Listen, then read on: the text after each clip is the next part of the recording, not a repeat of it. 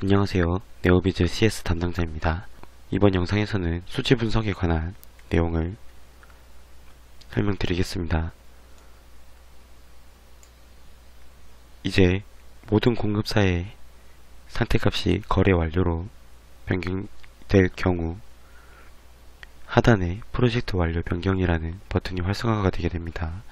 이 버튼을 눌러주게 되면 자동으로 수치 분석 해당 페이지로 이동하게 되며 발주 관리의 리스트에는 진행 상태가 프로젝트 완료로 나오게 됩니다.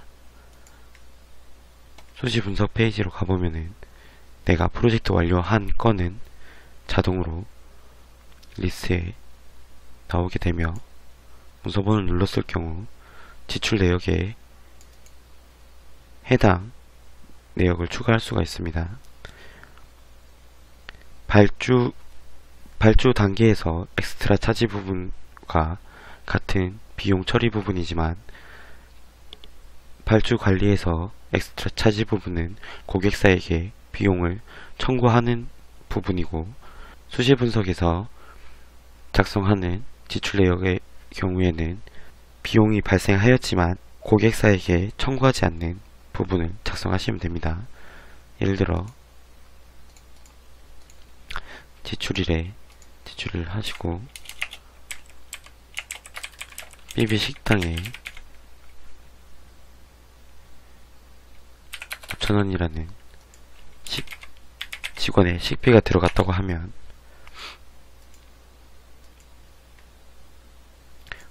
그리고 저장을 눌러주시게 되면 식비에 대한 내용이 저장되면서 지출 금액에 5,000원이 추가가 되게 됩니다. 그러면서 최종 매출 금액의 순매액과 지출 금액을 차감한 금액이 영업이익으로 나오게 됩니다. 영업이익률의 경우는 최종 매출 금액과 영업이익을 백분율로 나눈 퍼센트가 나오게 됩니다. 그리고 공급사별 내역에 가시면 해당 프로젝트에 참여한 공급사가 쭉 나오게 되며 거래명세서 출력을 눌렀을 경우에 해당 공급사에 대한 거래명세서가 나오게 됩니다. 그래서 굳이 발주 관리를 들어가지 않더라도 해당 공급사에 대한 거래명세서를 이곳에서 쉽게 출력할 수 있습니다. 그리고 비고란의 경우 결제 완료라던가 이런 부분으로 저장을 하셔서 사용하시면 되겠습니다. 이 비고란의 경우 나만 볼 수 있는 비고기 때문에 어떠한 문서를 작성하셔도 문제 없습니다. 그리고 수지 분석에서 저장을 누르게 되면은 통계 부분에 자동으로 값이 들어가게 됩니다. 통계에 대해서 알아보기 위해서 기록이 조금 많은 계정을 들고 알아보도록 하겠습니다. 일단은 통계 관리를 눌렀을 때 전체 현황과 성과 지표라는 페이지로 들어오게 되면서 목표와 실적, 달성률에 해당하는 표가 먼저 뜨게 됩니다. 매출액을 눌렀을 때 나오는 표이며 이 표의 경우에는 마진율, 수주율, 성장률에 따라 데이터가 바뀌게 됩니다. 그리고 기간 설정의 경우 연도와 월별, 분기별, 반기별 나눠서 조회가 가능하도록 기간이 설정되고 예를 들어 2020년에 하반기에 매출을 보고 싶다고 하셨을 때 이렇게 눌러주시면 앞에 데이터는 모두 빵원으로 표시가 됩니다. 이 표의 경우는 없어지거나 하지는 않으며 1월부터 6월까지의 데이터가 그냥 0원으로 표기되게 됩니다. 일단은 목표에 대한 설명을 드리자면은 내가 올해 어떤 목표액을 얼마나 잡을 건가를 표시하는 부분입니다. 이 목표의 경우에 상단의 목표 등록이라는 버튼으로 입력을 하실 수가 있습니다. 예를 들어 8월에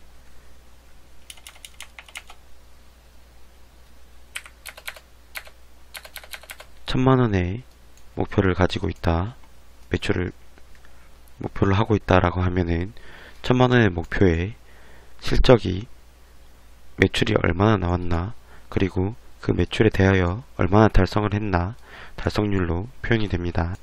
그리고 마진율의 경우에는 매출과 매입의 관계를 비교하여 내가 이익을 얼마나 내나 마진율이 나오게 됩니다.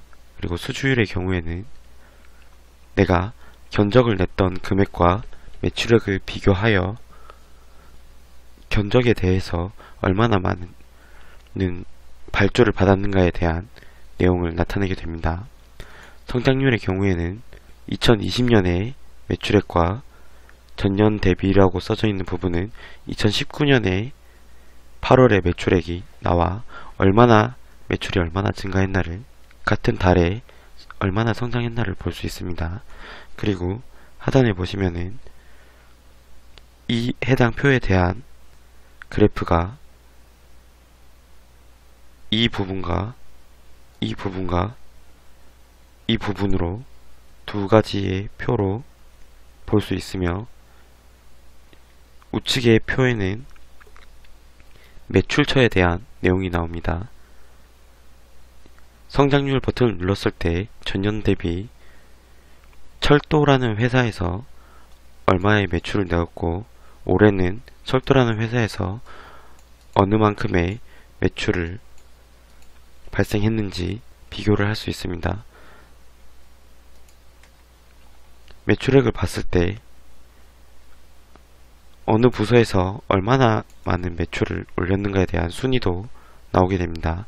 가나해운이라는 고객사에서 670만원에 해당하는 매출액을 발생시켰으며 670만원에 해당하는 점유율이 98.8%가 되는 걸 볼 수 있습니다. 마진율에 대해서도 해당 고객사에서 매입과 매출을 비교하여 얼마나 많은 마진을 발생시켰나를 볼 수 있습니다.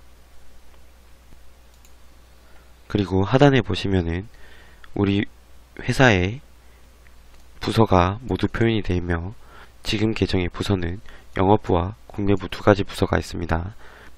위에 상단 표에는 목표, 순매입액, 견적금액, 전년동월 모든 데이터가 다 나와 있으며, 상단의 버튼을 눌렀을 때 하단에 바뀌게 됩니다.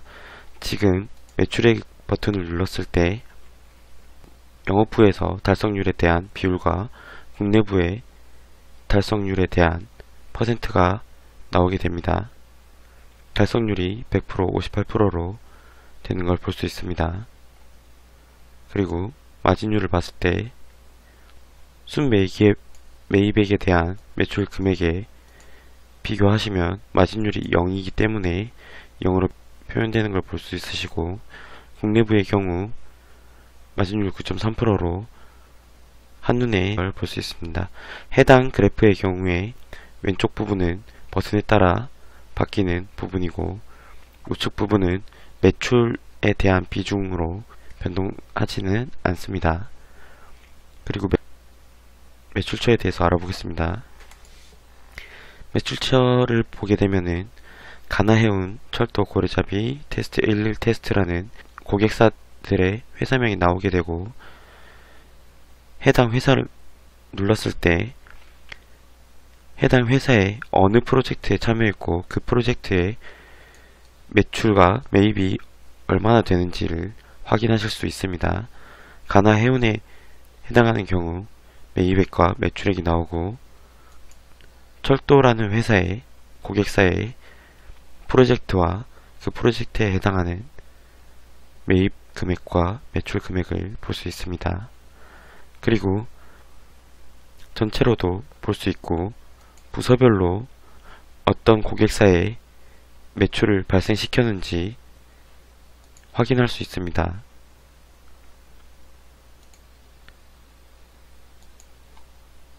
이런 식으로 확인이 가능하고요. 이제 매입처에 대해서 알아보도록 하겠습니다. 매입처를 눌렀을 때 어떤 공급사에서 물건을 구매했는지 확인하실 수 있습니다. 현재 AA전기와 구매사 1이라는 공급사에서만 물품을 구매하였기 때문에 두 가지 업체만 뜨지만 공급사가 여러 업체라면은 더 길게 표현될 것입니다. 그래서 AA전기라는 공급사에 대한 내용을 알아보기 위해서 클릭을 하게 되면 우측에 AA전기라는 공급사가 어떤 프로젝트에 참여했는지, 그리고 AA전기에서 어떤 프로젝트에 얼마만큼의 물건을 구입했는지 확인하실 수 있습니다. 이로써 구매사에 대한 설명을 마치도록 하겠습니다. 감사합니다.